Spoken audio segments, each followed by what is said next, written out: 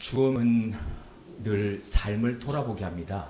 그것이 자기의 죽음이든 아니면 가까운 사람의 죽음이든 간에 그 죽음 앞에서 살아있는 삶을 어떻게 살지를 다시 생각하게 합니다. 전쟁에서 승리한 장군에게 로마에서 허락된 것이 오늘날의 카프레이드였습니다. 4마리의 크고 웅장한 백마가 끄는 그 전차 위에 올라타서 온 시내를 이렇게 통과하게 됩니다. 주위의 사람들이 환호하고 그리고 칭송하는 그런 퍼레이드 속에 로마는 하나의 안전장치를 그 사람에게 부여를 했다고 합니다. 전쟁에서 승리한 그 장수, 그 장군 바로 옆에 허름한 노예를 같이 태워서 그 퍼레이드를 하는 동안에 늘 그 노예가 이렇게 외치도록 했다고 합니다. 메멘토 모리, 메멘토 모리. 죽음을 생각하라는 겁니다. 가장 영광스러운 그 시간에 사람들의 환호를 받고 칭송을 받으면은 사람은 우쭐해서 내가 신이 되었구나 하는 그런 착각 속에 머무를 수 있는데, 그때의 가장 영광스러운 자리에서 너의 죽음을 생각하라, 기억하라, 이렇게 외쳤던 것이죠. 여기서 그치지 않고 장군에게, 승리한 장군에게 관을 씌워주는 그때에도 또 다른 안전장치를 새겼다고 합니다. 이런 문구를 그 관 위에다가 새겼다고 합니다. 메멘토 모리, 그대는 죽어야만 한다는 사실을 명심해라. 그대는 인간이라는 사실을 명심해라. 뒤를 돌아보라. 지금은 여기 있지만 그대 역시 인간에 지나지 않는다는 사실을 기억하라. 죽음에 관해서라면 그 어느 책보다도 성경이 가장 많이 이야기하고 있습니다. 메멘토 모리, 메멘토 모리. 죽음을 생각하는 것만으로도 인간은 겸허해질 수밖에 없습니다. 죽음이야말로 자기가 한낱 피조물임을 인식하는 바로 그것이기 때문입니다. 그래서 생명의 통로가 되는 주인을 기억해야 하는 거죠.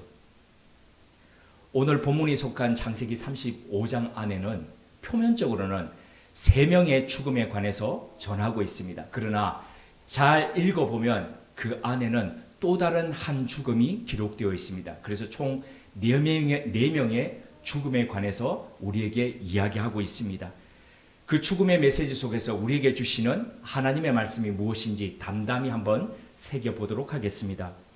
창세기 35장에서 야곱이 첫 번째로 맞이하는 죽음은 리브가의 유모였던 드보라의 죽음이었습니다. 고대 근동에서는 딸을 시집 보내면서 그 딸을 어릴 때부터 키웠던 유모를 함께 그 시댁으로 보내는 그런 전통이 있었습니다.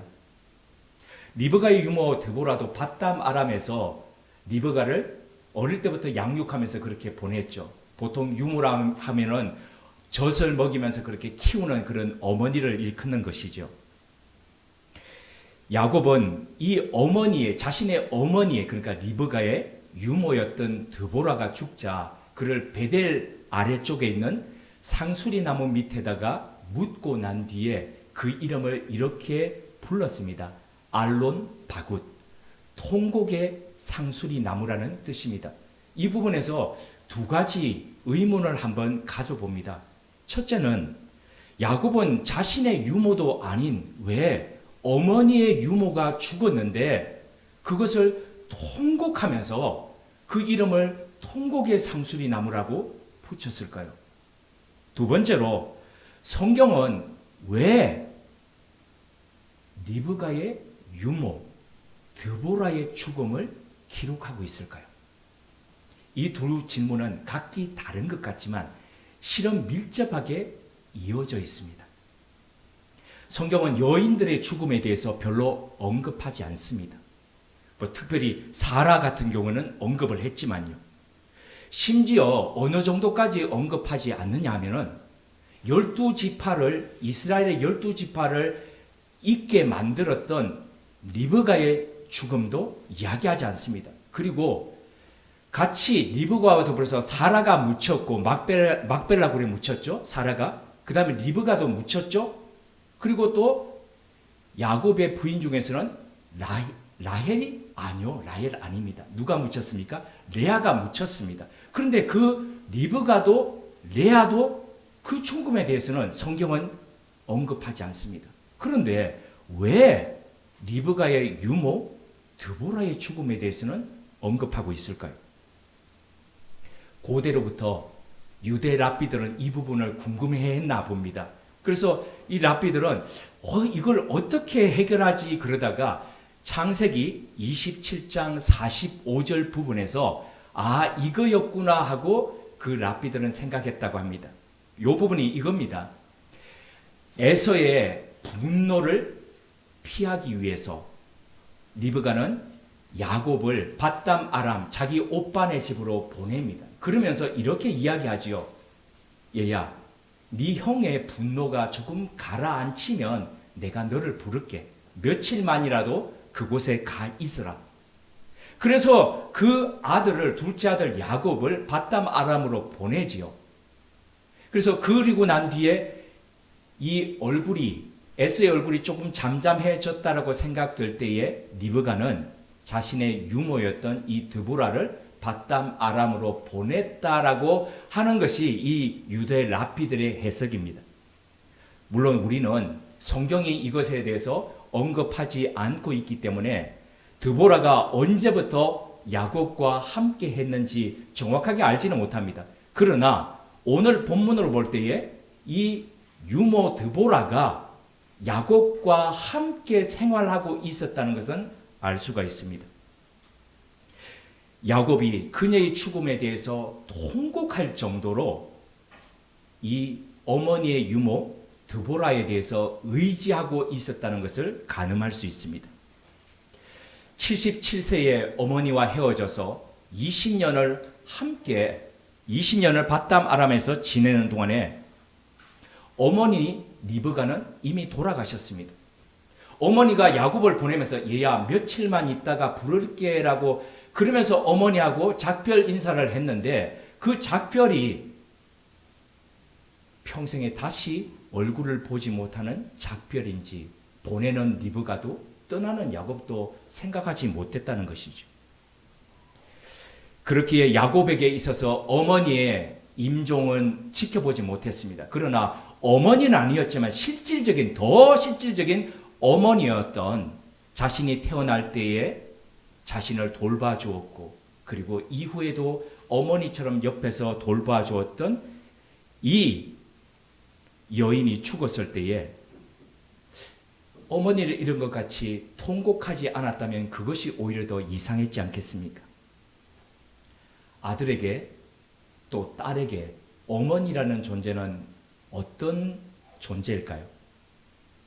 오래 치매를 앓으셨기에 어머니의 임종을 미처 맞지 못했던, 지켜보지 못했던 아들이 어머니 살았을 적에 어머니께서 평소에 당부하셨던 그 말씀들을 회상하면서 어머니의 유언의 형식으로 만들어서 책에 실은 글이 있습니다. 어머니의 편지라는 글인데요. 임태주 시인이 바로 그입니다.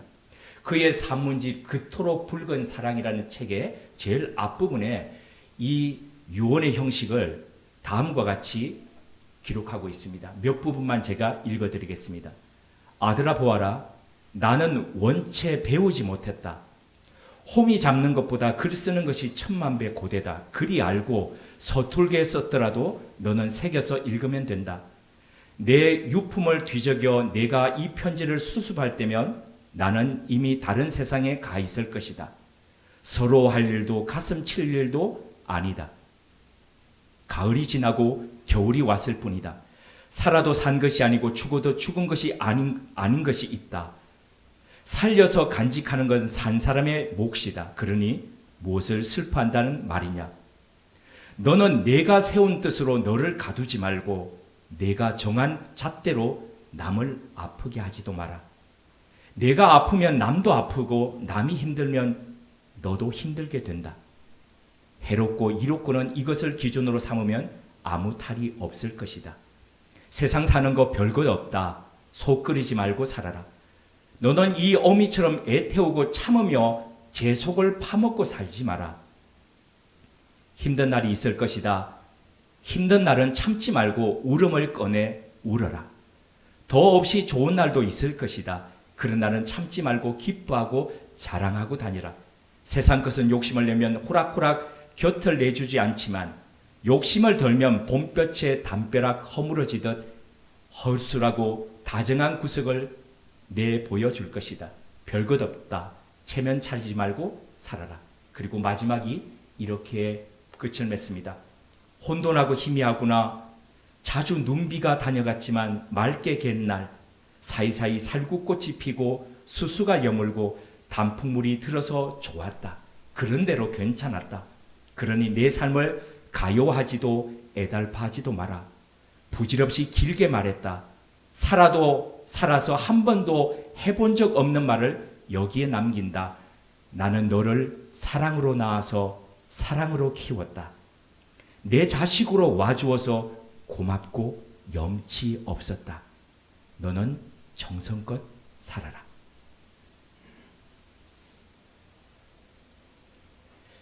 야곱이 두 번째로 경험한 죽음은 사랑하는 아내 라헬의 죽음이었습니다. 베델에서 신앙으로 새롭게 하고 난 뒤에 베들레헴으로 가는 그 중간 에브랏길에서 라헬은 야곱의 12번째 아들이었던 베냐민을 낳게 됩니다. 아들을 낳았지만 상고를 견디지 못해 숨을 거두었습니다. 의술이 미약하고 위생이 지금처럼 그렇지 않았던 과거 시대엔 많은 여성들이 출산하다가 목숨을 잃었습니다. 출산이야말로 새로운 생명과 어머니의 생명을 맞바꾸는 그런 제의와도 같았습니다. 라헬은 그렇게 죽어가는 와중에 아들의 이름을 베논이라고 지었습니다. 베논이라는 것은 슬픔의 아들이라는 뜻입니다. 엄마 없이 혼자 살아갈 그 아이를 바라보면서 아마 어머니는 죽어가면서도 그렇게 슬펐고 통곡이 되었나 봅니다. 안쓰러웠나 봅니다. 그래서 아들의 이름을 그렇게 지었던 라헬의 슬픔과 고통이 이 이름 베노니 속에 전해옵니다. 이를 지켜보던 야곱은 아이가 평생 이 이름을 부르고 또 불리면서 어머니의 죽음과 맞바꿨다는 그 고통과 무게를 견디면서 살아가야 될 것이 너무 마음에 부담이 되었습니다. 걱정이 되었습니다. 그래서 그 이름을 베노니에서 베냐민, 오른손의 아들이라는 이름으로 바꾸어 주었습니다. 근데 이 부분에서 느끼신 게 혹시 있을지 모르겠지만 야곱이 12아들을 낳는 동안에 그 11번째까지 아이의 이름을 누가 지었냐면 다 어머니들이 지었습니다. 야곱이 한 번도 관여하지 않았습니다. 근데 마지막 12번째 이 아이의 이름을 지으면서는 야곱이 어머니가 이 이름을 남겼음에도 불구하고 그것을 바꾸어 장명했습니다. 아버지로서의 자신의 직무 그리고 자신의 책임을 보다 적극적으로 그렇게 행사했다라고 볼 수 있습니다. 야곱은 사랑하는 아내 라헬을 베들레헴으로 가는 이 에브랏 길에다 묻었습니다. 이 에브랏은 나중에 유다 지파가 베들레헴에 이렇게 거하지요. 그래서 예수님께서 그 베들레헴에 나시는 거잖아요. 근데 그 베들레헴과 경계 지점에서 바로 이 베냐민 지파가 땅을 분배받아서 살아가게 되는데 그 바로 경계선이 되는 것이 라헬의 무덤이 있는 에브랏이 됩니다. 아내이든 남편이든 자기 배우자를 땅에 묻고 살아가는 슬픔은 아마 그 어떤 것으로도 다 헤아릴 수 없을 것입니다. 결혼 2년 만에 아내를 암과 싸우다가 보내고 난 뒤에 한 남편이 그 아내를 옥수수밭 곁에다 묻고 난 뒤에 그 아픔을 접시꽃 당신이라는 속에 이렇게 표현했습니다. 옥수수 잎이 빗방울의 날입니다. 오늘도 또 하루를 살았습니다. 낙엽이 지고 찬바람이 부는 때까지 우리에게 남은 날들은 참으로 짧습니다. 아침이면 머리맡에 흔적 없이 빠진 머리칼이 쌓이듯 생명은 당신의 몸을 우수수 빠져나갑니다. 옥수수 잎을 때리는 빗소리가 굵어집니다. 이제 또 한 분의 저무는 밤을 어둠 속에 지우지만 이 어둠이 다하고 새로운 새벽이 오는 순간까지 나는 당신의 손을 잡고 당신 곁에 영원히 있습니다. 에브라 깃가에 사랑하는 아내를 묻고 다시 베들레헴을 향해서 떠나가는 이 야곱의 마음이 이러지 않았을까요?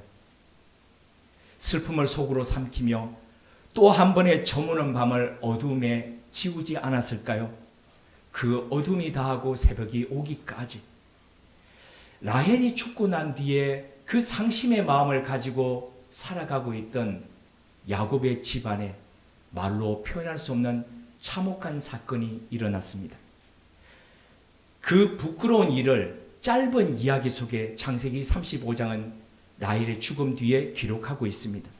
그 일은 다름 아닌 장남 르우벤이 죽은 라헬의 몸종이자 아버지의 첩이었던 비라와 더불어서 통간한 사건이었습니다. 아버지의 첩을 범했다는 것은 단순히 근친상간을 넘어서서 아버지 존재 자체를 없애는 일이었습니다. 그것은 아버지를 죽이는 압살롬의 행위였습니다. 4년의 준비 끝에 압살롬이 반란을 일으켰지요. 그리고 난 뒤에 예루살렘을 버리고 도망가던 그 다윗은 궁을 지키기 위해 10명의 궁녀들을 그곳에 남겨두었습니다. 그때 압살롬의 모사였던 아히도벨이 이렇게 압살롬에게 제안을 했죠. 당신의 아버지 그 후궁들을 범함으로써 당신을 따르는 전국에 있는 수많은 사람들이 아마 기세를 올리고 힘을 얻게 될 것이다. 그래서 왕궁 옥상 위에다 텐트를 치고 그 아버지의 여인들을 유린했습니다. 아버지를 욕되게 하고 그 순간 아버지를 죽인 것이었죠. 마찬가지로 장남 르우벤이 그의 서모 비라와 더불어서 통간한 것은 바로 아버지를 아버지로 인정하지 않고 죽이는 사건이었습니다. 살아있는 아버지를 생매장하는 것이었죠. 그런데 이런 르우벤의 행위에 대해 야곱은 아무 말도 아무 반응도 하지 않았습니다. 아버지의 권위에 대한 도전이었고 아버지를 죽이는 행위였는데도 그냥 어떤 응징도 내리지 않았습니다. 가정의 질서와 가족 자체를 허무는 이 행위였는데 왜 야곱은 침묵했을까요? 어쩌면 말하기조차도 부끄럽고 참혹했기 때문에 그냥 그렇게 넘어간 것일까요?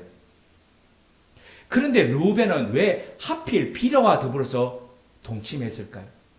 어쩌면은 자신의 어머니를 사랑받지 못하게 했던 그 라헬이 죽자마자 그에 대한 복수로 그가 그렇게 자행했던 일일까요? 아니면 그의 욕정에 의한 그런 행위였을까요? 아무튼 아들 르우벤의 반란은 아내 라헬을 잃은 아버지 이 야곱을 더 이상 어떤 면에서 생에 대한 이 의혹이나 다른 부분을 완전히 바꾸는 그런 사건이 되었으면 분명합니다. 훗날 죽음을 앞둔 이 야곱이 12아들을 축복하며 르우벤에게 그렇게 이야기하죠. 야곱 집안의 장자였고 엄청나게 위풍이 탁월하고 권능이 뛰어났지만 그럼에도 불구하고 그를 향해서 끓는 물 같았다라고 이야기합니다. 라면을 끓일 때에 아니면 국을 끓일 때에 부글부글 끓는 대로 뚜껑을 그대로 덮어 넣어 나면 온 것들이 다 튀고 난리가 납니다. 물이 끓는 것 통제하고 조절할 수 있어야 되는데 그의 재능을 그의 여러 가지 열정을 그렇게 통제하지 못하고 온갖 것에 다 쏟으면서 침범하면서 그렇게 결국에는 장자의 자리를 그는 잃어버리고 그 장자의 고난은 유다에게로 넘어가게 되었던 것이죠. 장자로서 참 많은 은사와 복을 받았습니다. 그리고 얼마나 사랑을 받았겠습니까? 첫 아들이니까. 여기도 첫 아들들 있으시지 않습니까? 첫 딸 있으시지 않습니까? 얼마나 귀여움을 받았습니까? 그런데도 그 받은 것을 그는 그대로 아름답게 사용하지 못하고 제어하지 못하고 우쭐해서 한순간에 한계선을 넘고 말았습니다. 르우벤 그야말로 메멘토 모리, 죽음을 생각하는 사람이었어야 하는데 교만과 욕망으로 아버지를 죽이고 또한 스스로 자신을 죽이는 그런 행위를 범하고 말았습니다. 창세기 35장의 마지막 부분에는 야곱이 경험했던 네 번째의 죽음에 대해서 이야기하고 있습니다. 그 네 번째의 죽음은 바로 아버지 이삭의 임종입니다. 야곱이 기럇 아르바의 마므레에 머물고 있던 그 아버지를 찾아갑니다. 180세였던 이삭은 그의 두 아들이었던 에서와 야곱이 임종을 지키고 장례를 치릅니다. 이 내용이 바로 35장의 마지막에 있습니다. 이삭의 죽음에서 보면 참 화해되고 다복한 이런 모습이 나타납니다. 그런데 창세기 이 35장 마지막 부분을 보다 보면 고향에 되돌아온 야곱이 마지막 아버지의 죽음에 이르렀어야 비로소 찾아온다는 그런 느낌을 지울 수가 없습니다. 그런데 한번 가만 생각해 보십시오. 밧담 아람에서 야곱이 되돌아올 때에 그의 나이가 97세, 100세에 가까운 나이였습니다. 20년을 지나고 돌아왔으니까요. 그러면 아버지가 돌아가실 때 이 나이가 아버지가 180세였고 이 야곱과 60세가 차이가 났습니다. 그러면 120세 될 때지 않습니까? 그쯤 됩니다. 그러면 20여 년 동안 같은 가나안 땅에 머무는 동안에 아버지가 돌아가실 때에 비로소 지금 찾아왔을까요? 그러지 않을 겁니다. 아마 왔습니다라고 이야기하면서 인사드리러 갔을 것이고 아버지 생신 때도 찾아뵀을 것이고 해가 바뀌면 또 갔겠죠. 그런데 그럼에도 불구하고 왜 성경은 지금 아버지와 만나는 이 장면이 돌아와서 바로 처음이자 마지막으로 35장에 그렇게 기록하고 있을까요? 아마 그것은 물리적인 관계의 만남이 아니라 정서적인 그런 그 거리를, 그 관계를 표현하고 있는 것은 아닐까요? 아버지 이삭은 늘 이렇게 생각했지 않을까요?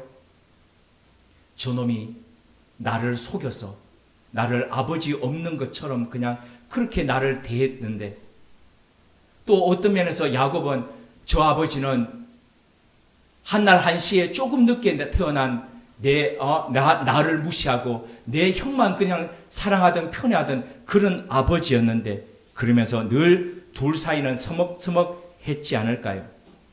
그런데 맏아들 르벤에 의해서 아버지로서 부정당하고 아버지로서 생매장을 당한 그 뒤에 이 야곱은 40년 전에 내가 내 아버지를 속였던 바로 그 사건이 내 아버지를 내가 죽였던 것과 마찬가지였구나 라고 생각하면서 참회했지 않을까요? 아버지 죄송합니다.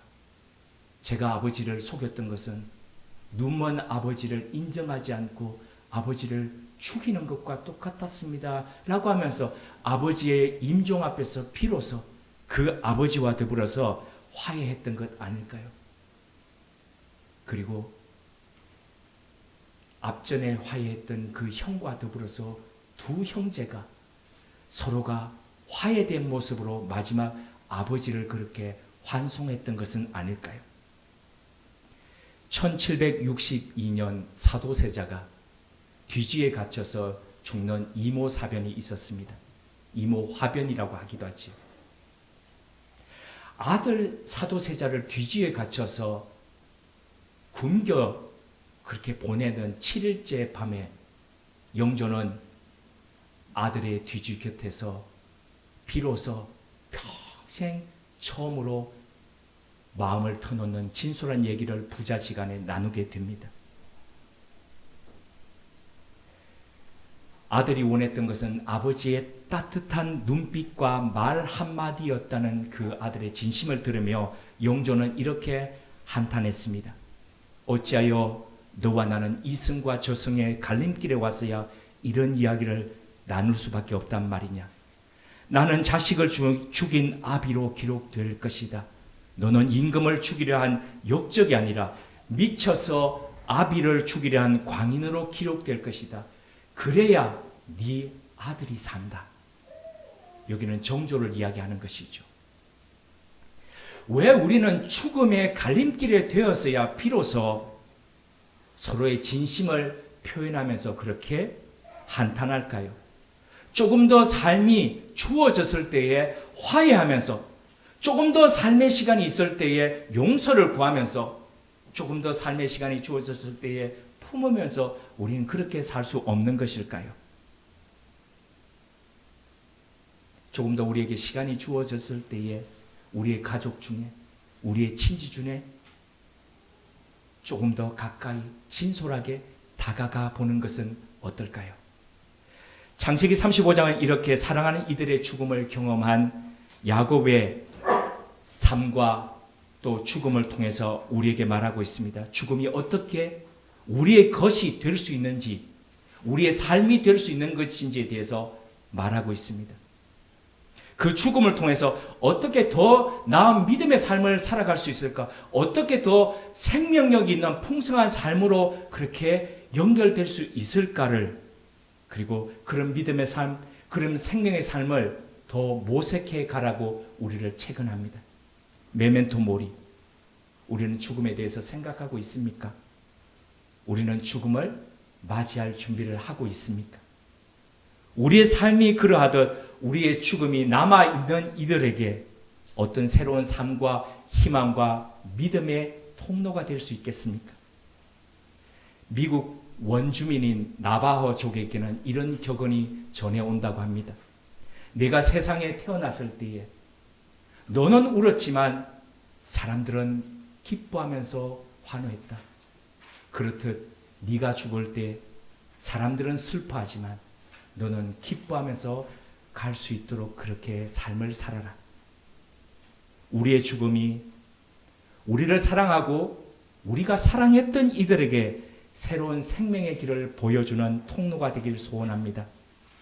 이 소망이 우리를 부르시는 그날까지, 그날이 되기까지 될 수 있도록 우리의 삶을 오늘도 그렇게 생명으로 일구어 가시길 주님의 이름으로 권면드립니다.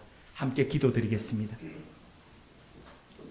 하나님, 자신을 사랑했고 자신이 사랑했던 사람들의 죽음을 통해 야곱은 자신의 삶을 가다듬었습니다. 사랑하는 이를 가슴에 묻고 보내는 것은 아픔이지만 아픔 이상의 것을 남은 이들에게 전해준다는 것을 압니다. 우리 안에 살아있는 모든 것이 생기를 잃고 물을 향해 달려갈 때 우리를 위해 예비해 두신 영원한 것을 더 바라보게 하옵소서. 죽음이라는 철저한 무력함 속에 감춰진 은혜를 더 신뢰할 수 있도록 우리를 붙잡아 주옵소서. 하루하루를 마지막인 듯 값지게 사는 일은 쉬운 일이 아님을 압니다. 하지만 매일 잠자리에서 죽는 것을 통해 우리는 더 새롭고 더 빛나는 신앙과 인격에 물든 사람으로 아침을 살게 하옵소서. 예수님의 이름으로 기도드립니다. 아멘.